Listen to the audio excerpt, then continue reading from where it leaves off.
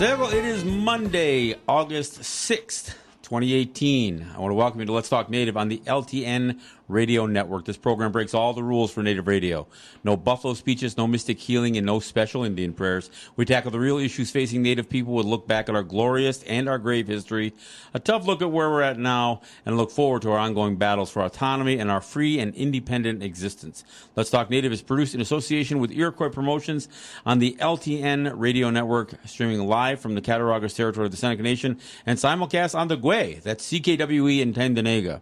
You can find us at letstalknative.com, where you can find all kinds of links and all kinds of ways to check out our show live and on demand. I am John Kane. I am the show's host and producer. I'm joined in studio by Ed Schindler on mic and Jake Proud on the board and the cameras. Our studio engineer is Kelly McMillan, and I want to thank her for our setup. And again, I'm happy to be here, and Look, before I get into the heavy stuff, let me do the lighter fare. I want to wish my wife a happy birthday. August 6th is my wife's birthday, and I was actually scrambling to get in the studio on time because I took my wife and my father-in-law and my granddaughter joined us, and we went to dinner, and of course this date has significance in our family, being I guess some people call it the grandmother, the matriarch of the family, and I don't know if that really applies here, but she's certainly my partner for many years, and we've raised a family that we're proud of, and we spend a great deal of affectionate time and quality time with our families. So it's an opportunity to celebrate a birthday on any one of our birthdays is great, but it's always special to celebrate the birthday of the of the matriarch, of the grandmother. So we did that today. But August 6th also has some other significance to it, and we're going to talk about that. We hear so much about Trump's "Make America Great" campaign, and the proverbial question that gets put out there is, when was America ever great? Because it's "Make America Great Again." The implication is that somehow Trump is going to return America to its former glory. And I question, well, what is that former glory? We know that that polls have been taken, and when a broad-based poll is done of U.S. citizens to say, when was America the greatest, they come in around 1958, 1959. I was born in 59. I don't think there's any significance to that coincidence. But and it's interesting because you think about Jim Crow and coming civil rights fight hasn't really manifested itself quite yet. I mean, so you think about the condition that the United States was in at this time when so many U.S. citizens, and of course, when they poll this, most of the people they're asking are white, because there's not a black man in the country who's going to say that 1958 was a great time for them. But let's look at it a little deeper, though. I mean, I always make the case that when you think about slavery that existed for over 400 years at the hands of the white Christian nations of Europe making their way to the Western Hemisphere, something that wouldn't essentially be legally banned, I guess, until the 1860s, but would continue in many ways and in many places and in many forms by the hands of Americans, especially when you think about the imperialistic role that the United States would play at the turn of that century, the next century. I'm coming into the 20th century. Slavery wasn't done in the 1860s, folks. It may have become an amendment to the Constitution of the United States, but in practice and in practicality, it didn't end there. And of course, the ownership of a human being in the continental United States may have come to an end, but the idea of enslaving a people would still continue for a while, and obviously, some people would suggest that it continues today. And while I think suggesting that may diminish the atrocity that was slavery in the first place. So that goes on for 400 years, at the hands of white people. Of course, genocide would be something that would happen for 500 years because it's continuing today. Ed Schindler and I are heading off to the UN this week for World Indigenous Peoples Day because they want to talk about migration and movement. And I'm going to make the case at the United Nations for the United States and Canada to today being guilty of a war crime by trying to extort Native people by virtue of travel restrictions, not only in their what they call their shared border, which is really just an arbitrary line drawn through many Native territories, but even the idea that they would suggest that we would be forbidden to travel to any other country unless we declare citizenship to the United States or Canada and travel on their documents. I mean, that's extortion. And if the rest of the world says that denationalization is a war crime, then how is not extorting us and forcing us today still to adopt their national character and their citizenship, to find, to get through the extortion of travel restrictions? So, I mean, I would argue that genocide continues today, and I don't think it's a stretch to suggest that. And of course, if you look at the imposed poverty on Native territories, the suicide rate, the substance abuse rates, the missing and murdered Indigenous women, the results of destroyed homes because of 100 years of residential schools and cutting that nurturing tie between parents and children for all that time. I mean, I could go on and on, but this isn't just about black people and Native people. I mean, I'll take it a step farther because today is the 73rd anniversary of the United States dropping an atomic bomb on Hiroshima in Japan. And and I know this gets said, and and you've probably heard it a lot on the radio today, and maybe on the news or whatever else. But the thing is that it's still being characterized like it somehow was a noble gesture, that it was a legitimate use of a weapon that is now openly condemned, right?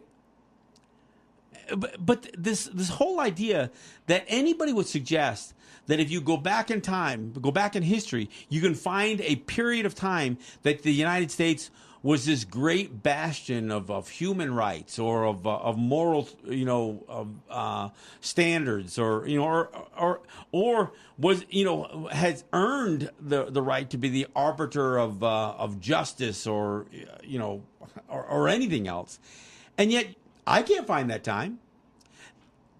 Again, let me state it again. 73 years ago, the United States really unleashed the nuclear arms race. They dropped an atomic bomb, a nuclear weapon.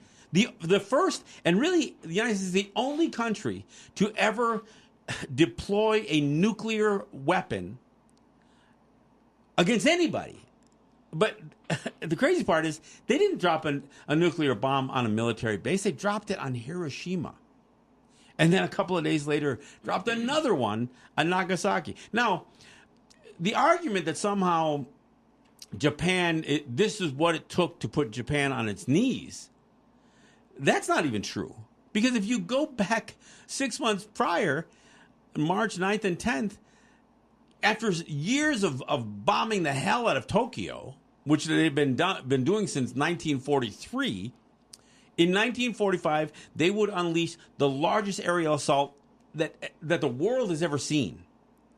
I mean, something like over 2,000 major, bombs, and I mean, they wasn't just Tokyo, because that's the other thing. When they teach little kids about the United States dropping an atomic bomb on Japan and then trying to justify it, when I was growing up, I don't ever recall anybody saying, well, why would they drop it on Hiroshima and Nagasaki? I mean, the only reason we know those cities as, growing up in the American school system is because they dropped a bomb on it. But we all knew that Tokyo was the largest city, capital of Japan.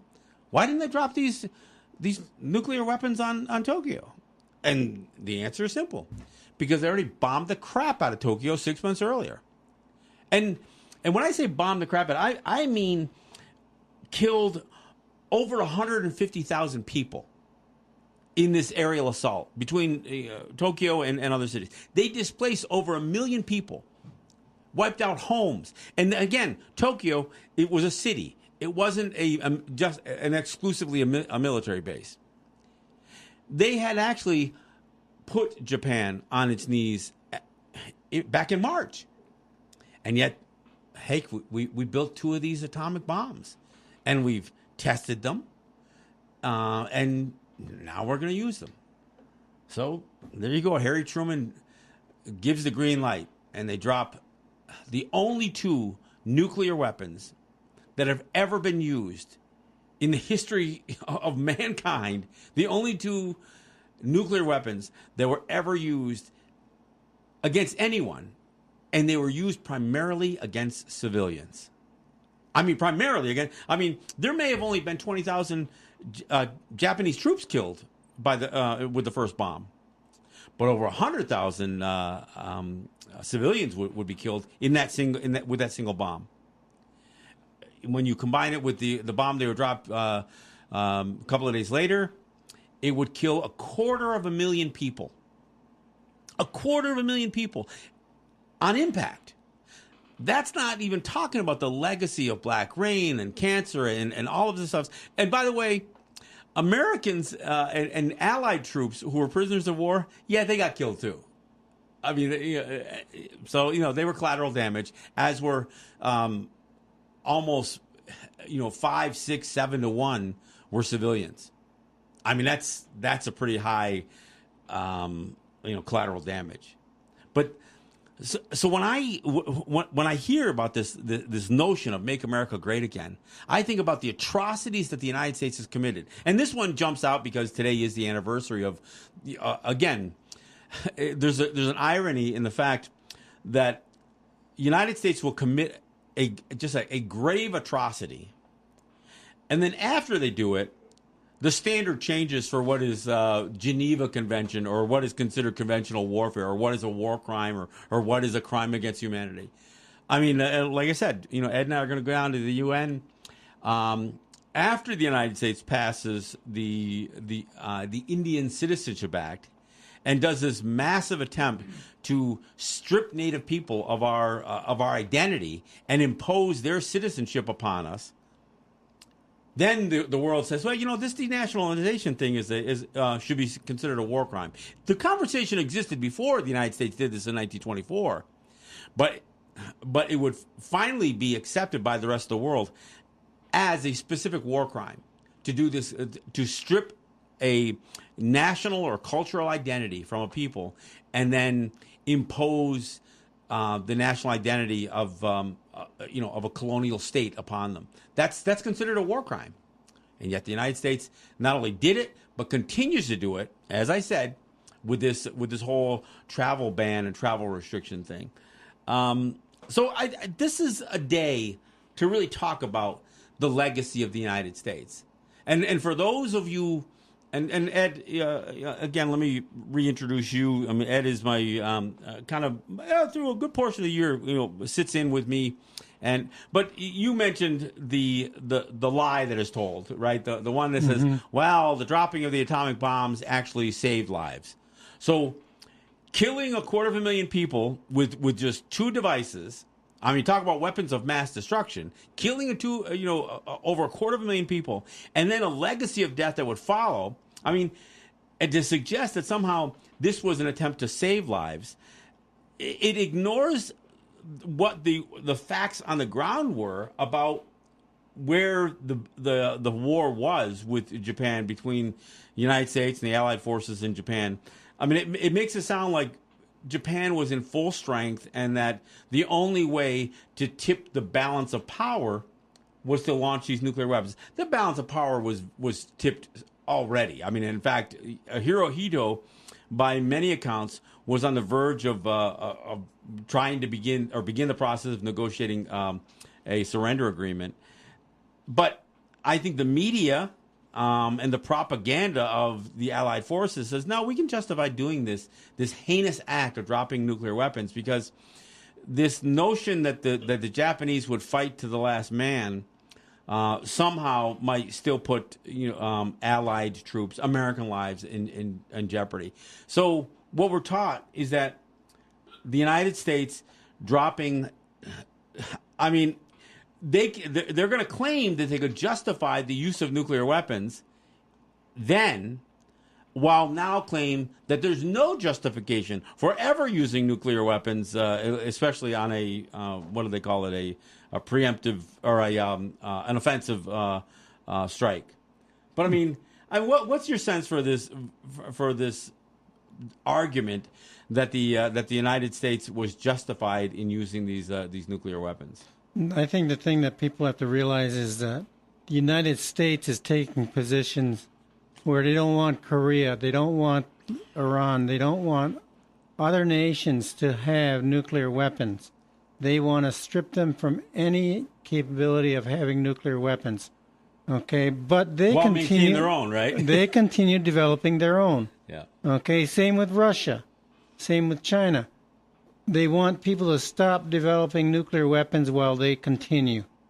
And there's no rationale as to why are you expecting them to follow your, what is in essence becoming orders. Well, and when you consider that the United States has essentially lit off, I think 1,700 nuclear weapons. They've exploded that many of them, more than Russia or the Soviet Union did, more than China. I mean, when you look at the number of nuclear weapons that have been, again blown up across the globe, supposedly all for testing purposes.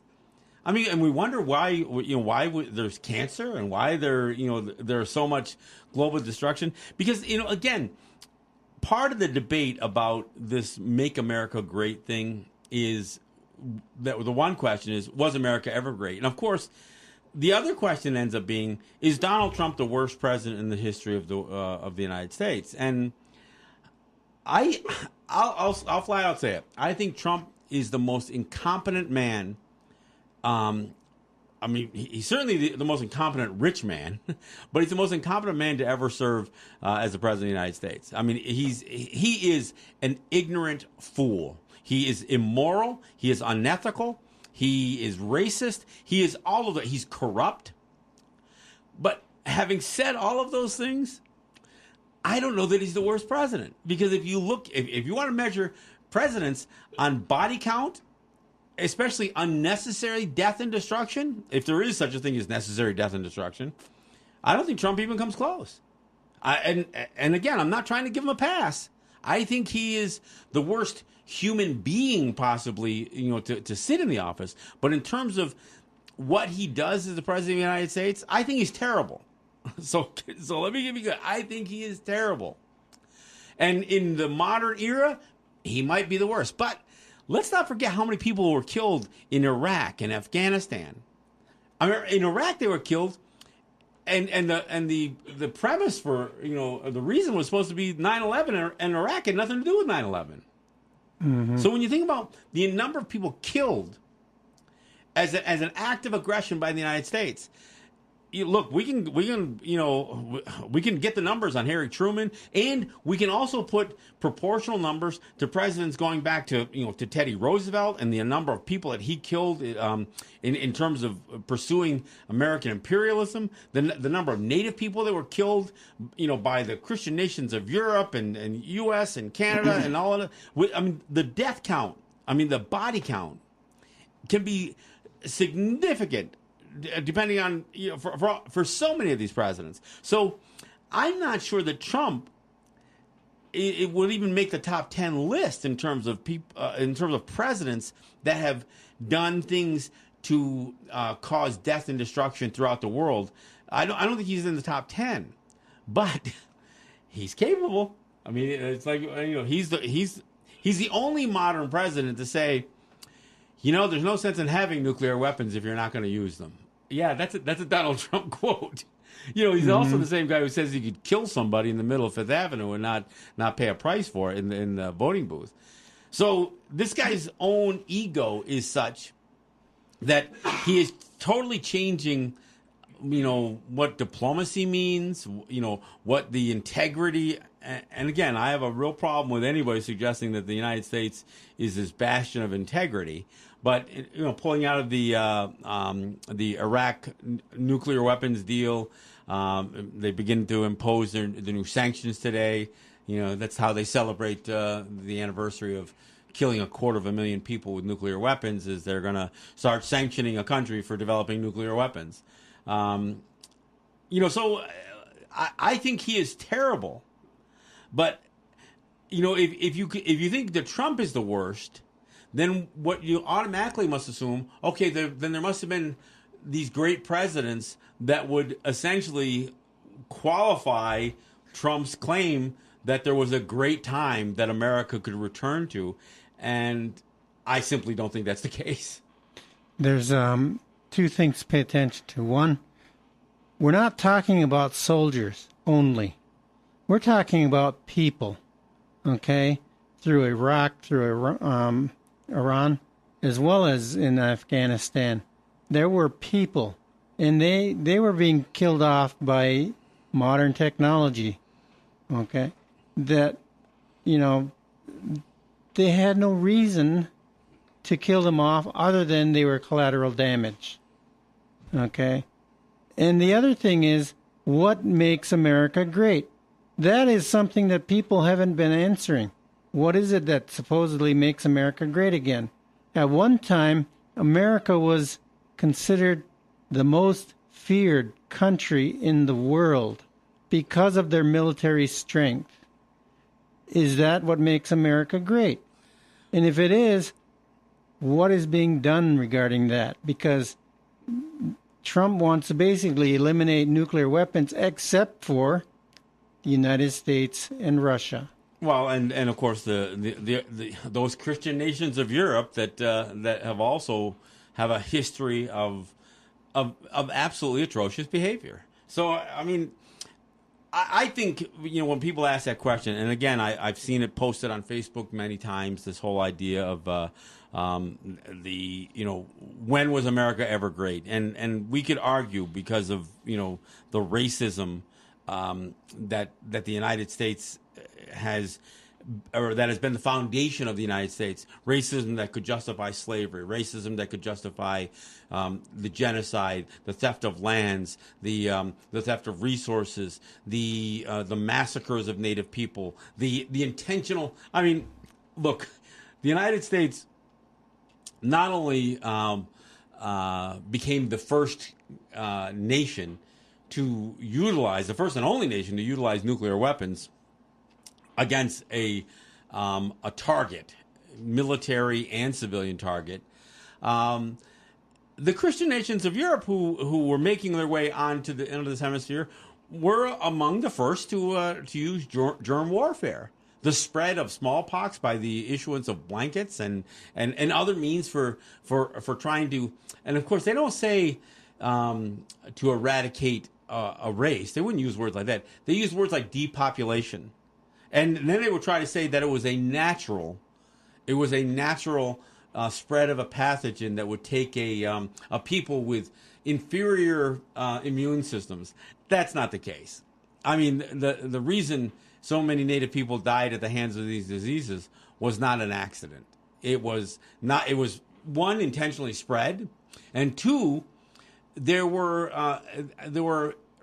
interactions at play that would frankly affect our health and our well-being before the spread of disease. And of course, if you think, okay, well, yeah, there's a smallpox blanket. Well, what else you got? Well, I'll tell you what else I got.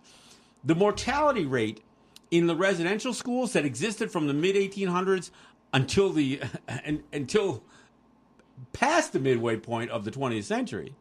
I mean, into the 1970s in the United States and the 1990s in Canada, the mortality rate in some of those schools was above 50%, so approaching 60%.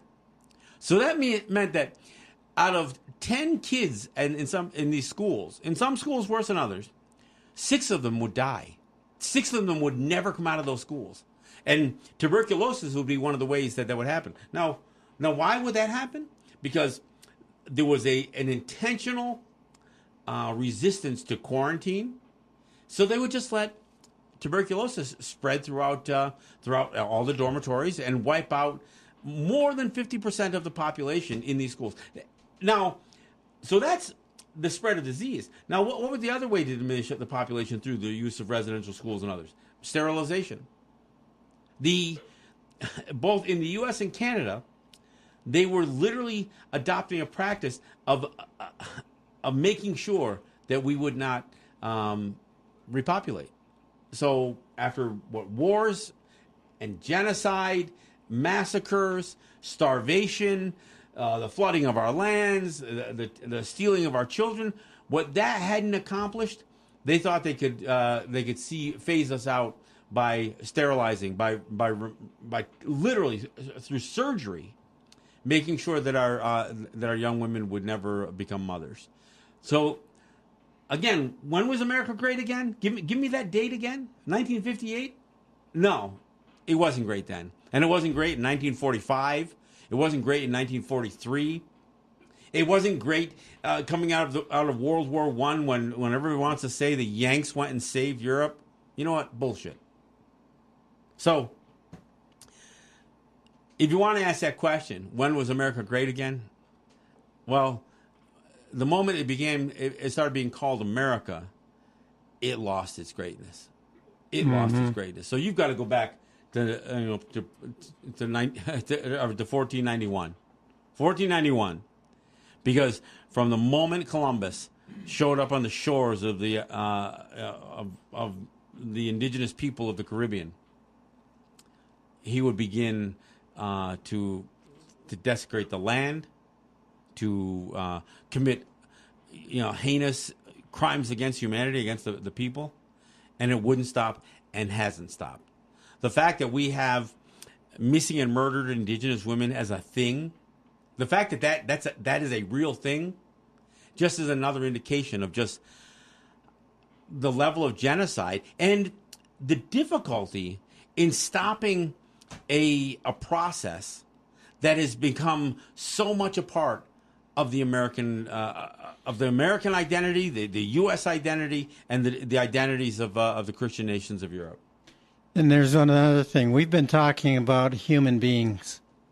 We haven't even mentioned what happened to the trees and what's happened to the animals and the birds. We haven't talked about that's why what's I said happened death to and the destruction, waters. because I don't want to talk about the human toll. Because when you want to talk about death and destruction, look, I mean, when you consider just how contaminated a huge body of water like Lake Erie was so contaminated, and it still is very contaminated. The fact that Onondaga Lake, in the middle of what is New York claims as their state, the 13 feet of mercury at the bottom of Onondaga Lake, the most contaminated lake in the United States. What's happening with tar sands oil in Alberta? The largest dams in the Western Hemisphere are not dams over for rivers. They aren't dams producing electricity. They are earthen dams holding back the settling ponds from tar sands oil in Alberta. That when I talk about death and destruction, I'm not just talking about the human toll. I'm talking about the toll on the planet, the death on the planet, the elimination of species, and of course the destruction of the land and water. Hey, we're at the bottom of the hour, so we'll take a break and we'll come back with more of this conversation. But we just got to put it in its proper perspective, folks. So this is John Kane with Ed Schindler. We'll be back after just a short break. We'll be right back. Yahweh.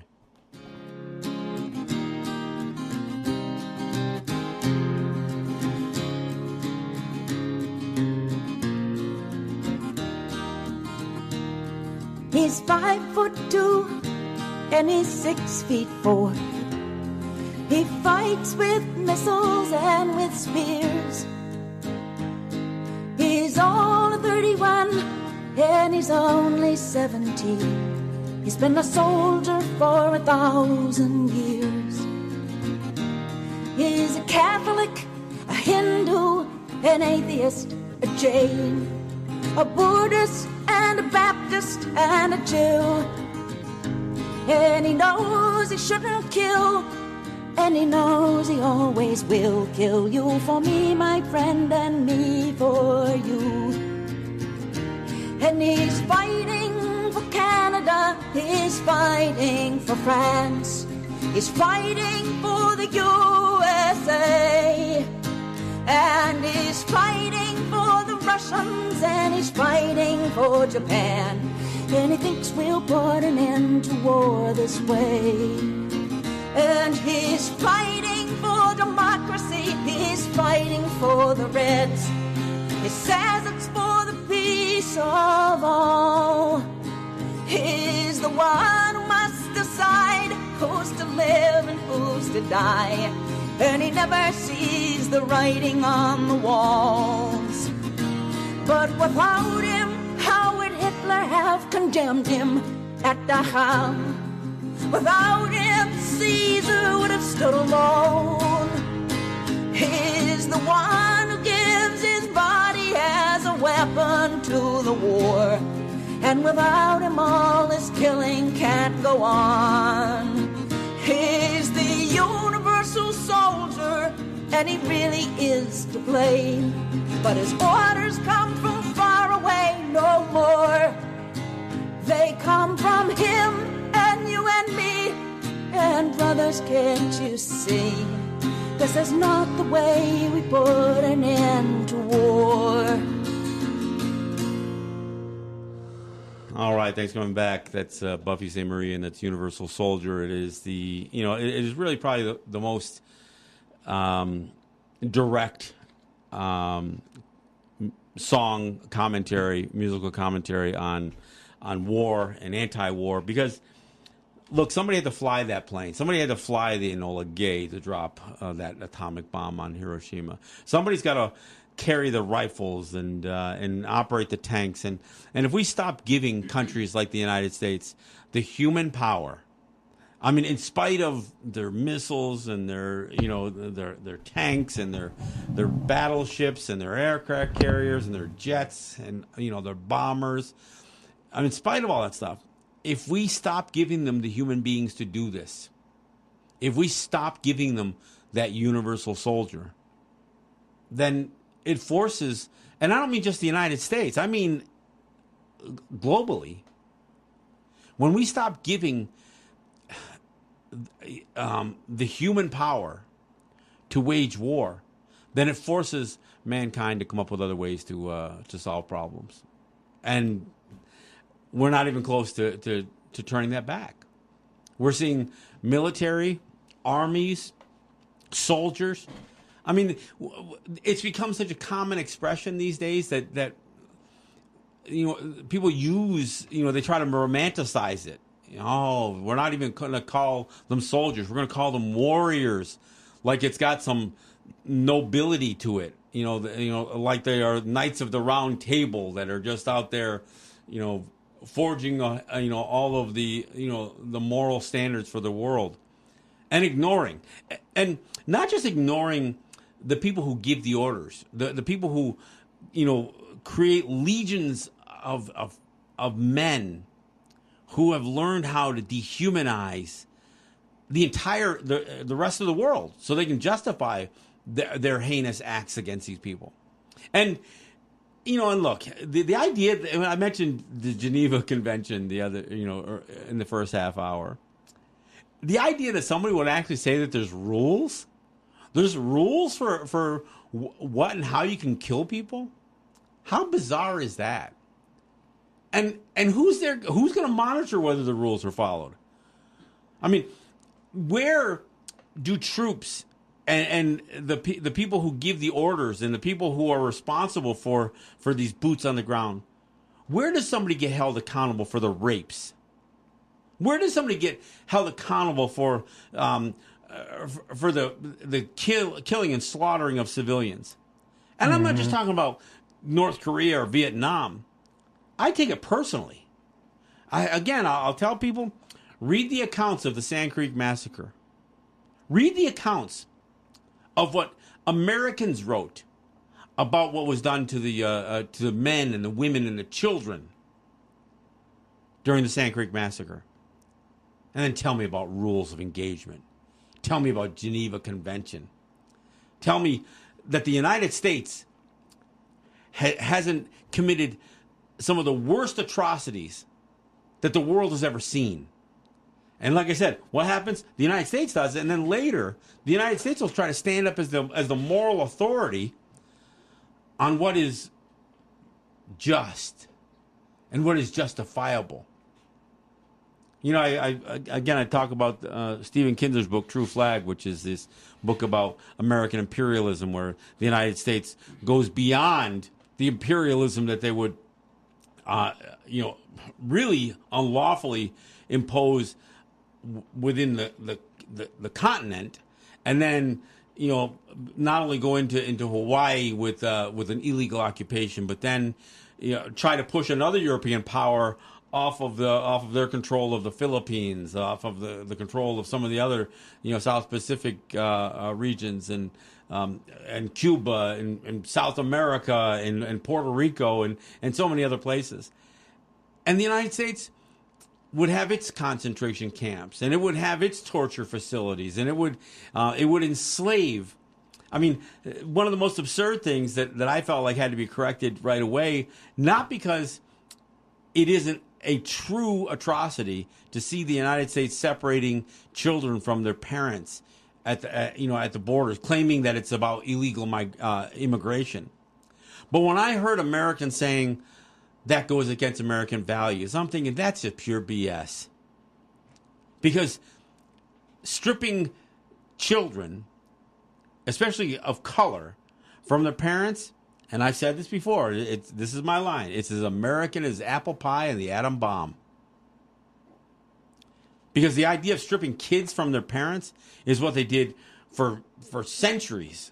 It's what the United States did to grow out its slave population. Have children born into slavery. I mean, literally create an industry, a human trafficking industry that would last, really almost 200 years. And of course, it wasn't just with black people. Native people went through. I mean, Native people were the first slaves that the Europeans had in this hemisphere. The first slaves that Americans had. I mean, this is what is not acknowledged. So when you want to talk about American values, the values of the citizens of the United States, and to suggest that somehow stripping kids away from parents is un-American? I mean, it's inhuman, but just because something is inhuman doesn't mean that it's not an American trait or an American practice. In fact, you can find through every step of American history, of U.S. history, of the history of Europeans in this hemisphere, the worst atrocities that the world has ever seen. Atrocities against human beings, atrocities against animals, creatures, again, the elements of creation, the very things we give thanks for when we do the Ohun de Gariwa Dekwa. And not just the living creatures, but the sky, the water, the land. The United States poisoned their own citizens in the interest of chasing the dollar. They poison their own citizens in the interest of creating bigger and more powerful elements of war, tools for war. They subjected their own people to Agent Orange, not just because they were dropping it, on countries like Vietnam, but they were storing it and testing it down in Apache territory. Love Canal, the contamination in Niagara Falls, some of that is born out of chasing that nuclear weapon, chasing the atomic bomb. They poison their own people to do these things, to empower themselves. It's like Ed said, not to be the bastion of this beacon of light and hope for the world, that image of the Statue of Liberty standing in the New York Harbor. No, but to be feared. Not just feared for their military might, but their willingness to use it. Yes. Their willingness to drop a nuclear weapon on a small island country because they dared stand up to the United States. And keep in mind, Japan did not bomb Honolulu. They didn't bomb San Francisco. They didn't bomb Los Angeles or New York City. They bombed Pearl Harbor, a military installation. They bombed the military of the United States, not the civilian targets. So who are the animals there? And that's not even a fair word, because I think that's too derogatory towards animals. But who were the evildoers there? Who represented? Who more accurately represented the Christian Satan than the United States in these circumstances? Look, I mean, I know it's real easy, to listen to this show and say, "Wow, this guy really hates America."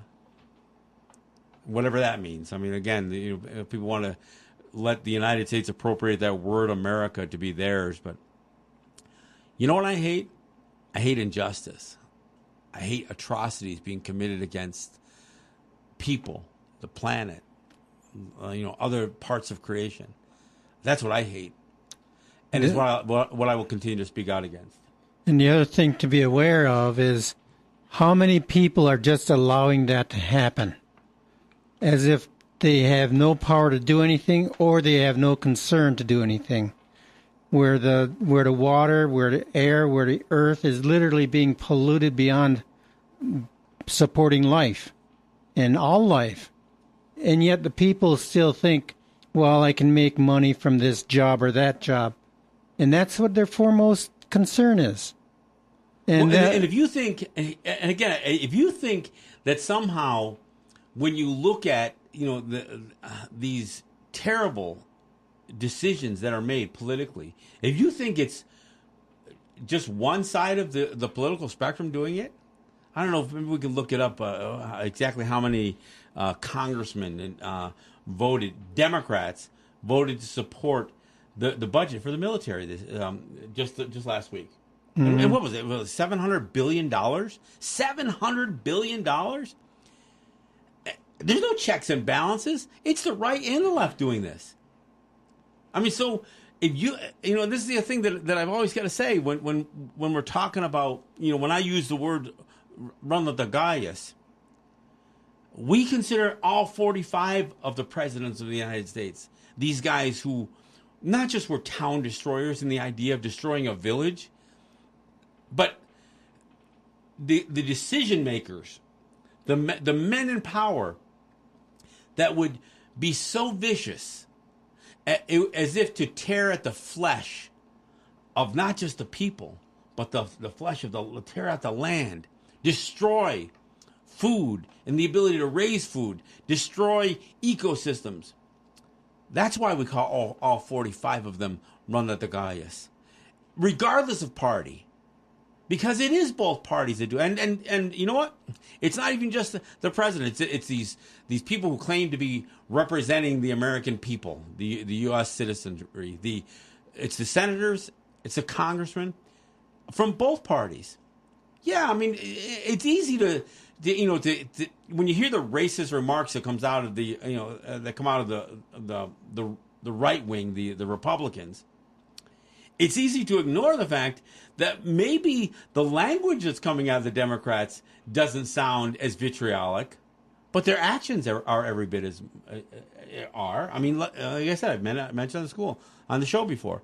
John Kennedy, he had no.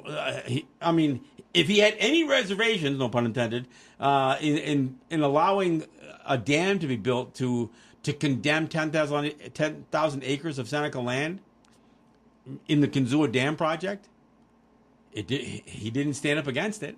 He went forward for it because why? Because he wanted to become the president of the United States. So he threw the Senecas under a bus. I mean, he can write letters saying, geez, I really feel bad about what I did. But I had to become the president. And that's the decision they make.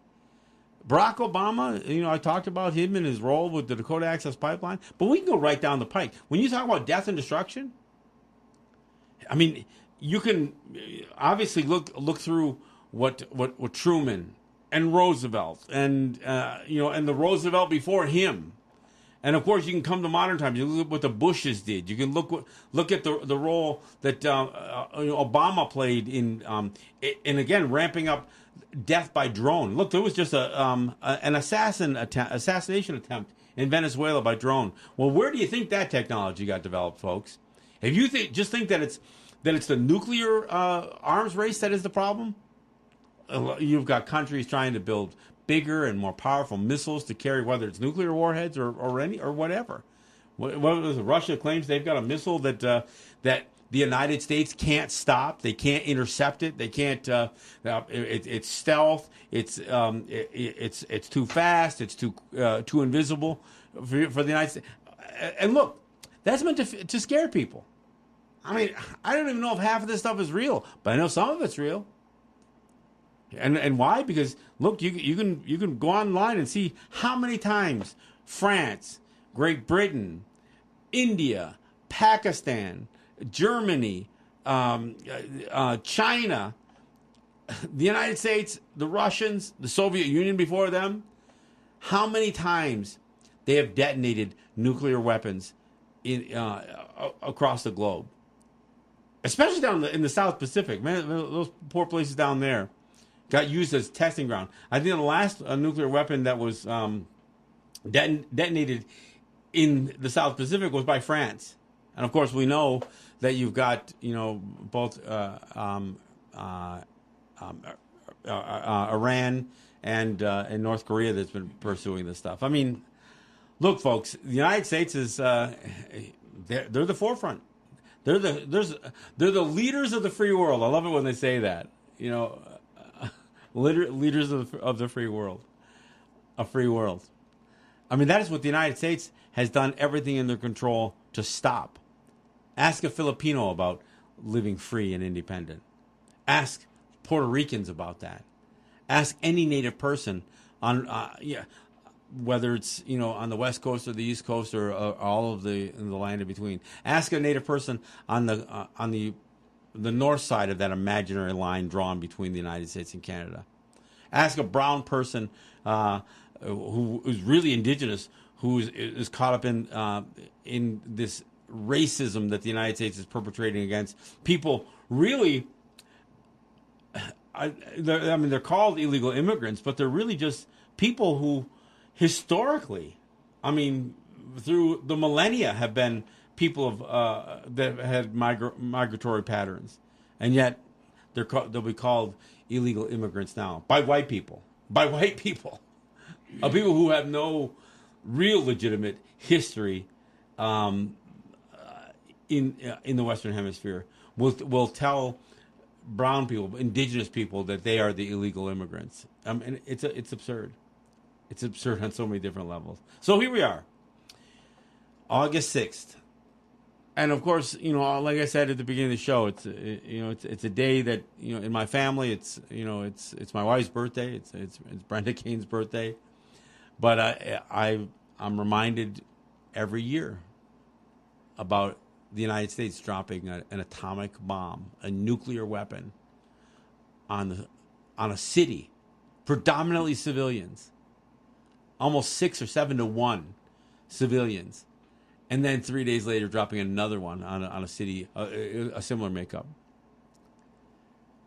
So I'm reminded of that every August 6th, every one of my wife's birthdays that roll around. I'm reminded about just how heinous the mindset could be. And again, it's like Ed and I were talking. It's absurd to me that it's not taught in a way that should make Americans ashamed of themselves, U.S. citizens ashamed of themselves for being the country that would deploy such a weapon of mass destruction, such a heinous and terrible and atrocious crime. I mean, deploying a weapon that is illegal again, it's absurd to me. The United States will do these illegal acts and then push the international community to say, oh yeah, these should be considered crimes against humanity. Going forward, not going backwards. We're not going to suggest that denationalization is a crime going backwards, but it's a crime going forward. Except when you're talking about trying to suck Native people into rejecting their own identity and almost extorting us into using U.S. and Canadian travel documents. I mean, it's absurd on so many different levels. I think it's very important for people within the United States and Canada to start learning their history, because there's a lot of things which people object to, whether it's the abuse of women, the abuse of children, the supremacy that people follow. All of those things are based upon history. You can learn about that, okay? You can learn about what's happened to the environment. You can learn about what's happened to the people, the so-called middle class, within recent history. But those things are things that people are, well, they're either ashamed or afraid to learn. And they don't pay attention to what's really being carried out. Well, they'll also attribute it to, that was a previous time. Yes. That was a time where, we didn't have the moral standards we have today. And that's a bunch of crap. I mean, slavery was never okay. It was never right. It was never moral. I mean, it may have been legal, but it was never right. It was never moral. It was never ethical. I mean, dropping a nuclear weapon on a city where women and children, babies, were going to be disintegrated, that was never okay. And you can't say, well, it was okay when the United States did it because of this, this, and this, but it would be terrible to do it now going forward. No. It was never okay to savagely mutilate bodies, whether it was the women who were killed in Sand Creek, or whether it was the Vietnamese having their genitalia and their ears and parts of their body disfigured by U.S. soldiers. It was never okay. So there's not a single white man, who was ever convicted of lynching a black man. I mean, now they'll try to prosecute, but historically, lynching was legal. I mean, it was a part of pushing the Second Amendment upon as an American right was to arm people for slave patrols, not just to kill slaves, shoot slaves, but so they could lynch them at gunpoint. I mean, the amount of hangings that took place, not just the 38 hung in Mankato, Minnesota, but through a trial, which is again absurd enough, but the hangings and the mutilations that took place at the hands of citizenry, well, white people. I mean, the amount of massacres that took place, and they're called race riots now. They'll talk about the Tulsa riots. They'll talk about the riots that all took place around the turn of the 20th century, in that era between 1900 and 1920. They won't call them massacres. They'll call them race riots, as if it was the black people who were rioting. No, it was white people, and nobody was prosecuted. I mean, you look at it in Baltimore, and a kid who smashed a windshield of a police car is going to serve 20 years for that. A black kid smashed a police windshield in their civil disobedience, in their outrage over the police officers' abuse of deadly force against unarmed black men. That kid will go, and he'll go to prison for 20 years. But who's been in prison for the lynchings? Who's been in prison for the massacres that took place against Native people or against black people? Nobody. That's the history of the United States, folks. That's the history of the United States. So, again, you want to ask that question? You want to use that expression, make America great again? Again? As if it was great? Look, the best anybody could say is something, Martin Luther King. When he starts his I Have a Dream speech, he suggests that it would, how great it would be if the United States could ever live up to its creed, its belief that all men were created equal. It's the wording in its own documents. Hey, the United States they don't dispute whether all men are created equal, but they sure aren't going to be treated equal. And that's that's the American legacy. That's the legacy of the United States. Hey, look, we're almost out of time, so let me go ahead and give thanks to my sponsors. I want to thank Ross and Holly John and the RJE family of businesses, Eric White and ERW Enterprises, Tim Barnhart and Legacy 420 in Tyndonega, Mike General and Mikey G's and Mikey's Emporium. I want to thank my good friends like Ed Schindler and Cynthia Trice who make contributions to the show on a fairly regular basis. And, oftentimes the dollars that they send into the show, not as businesses sponsoring the work that but as individuals helping out. Sometimes it can make all the difference in the world. This week I'm going down to New York, not to do a radio show, but to make some noise at the UN. And it's folks, it's these contributions that allow me to do these kinds of things. And of course, I also want to thank those who have helped support the show in the past. We've been doing this for over 8 years, and we couldn't have done it if not just the people who are supporting the show now, but others who have supported in the past. If they didn't step up, and I think of guys like Sugar Montour, who was a huge sponsor of the work that I do here. Without folks like him and others who some who have helped in the past, we couldn't have done the work to educate, inform, and entertain that we've done over the last 8 years. So I thank you all. I also want to thank Unity Stream and Apache Radio Net for providing our streaming. And thank CKWE again as the native radio station that is broadcasting and simulcasting the show, as well as my internet partners, Netroots Radio, Real People's Media, Indigenous Resistance Radio, and all of you with your group pages that allow us to post the Facebook stream of this show and my show in New York, for that matter, on your group pages. I thank you all, and of course I thank all of you who have shared the show, whether it's the SoundCloud, whether it's the podcast, whether it's the YouTube videos on our YouTube Let's Talk Native TV YouTube channel, or whether it's sharing the Facebook live stream. I thank you all. And of course, we'll be back right here on Friday, and I'll give you an update on how things go for Ed and I on our trip to the United Nations. We'll see what kind of trouble we can stir up down there. But this is John Kane with Ed Schindler. I thank you for listening, and we'll see you on Friday. Nyawai. Nyawai.